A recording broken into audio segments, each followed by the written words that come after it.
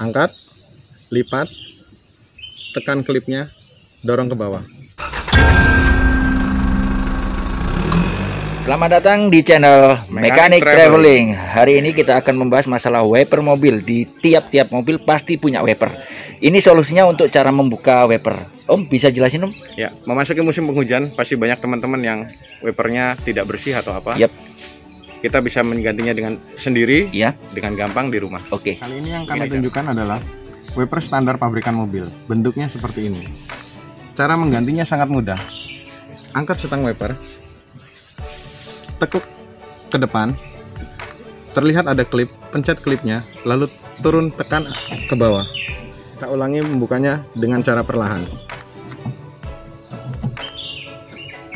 Angkat, lipat, tekan klipnya, dorong ke bawah.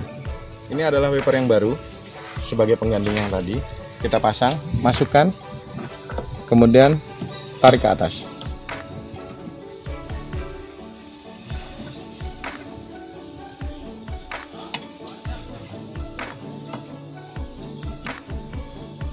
Demikian proses ganti wiper secara instan dan mudah di rumah.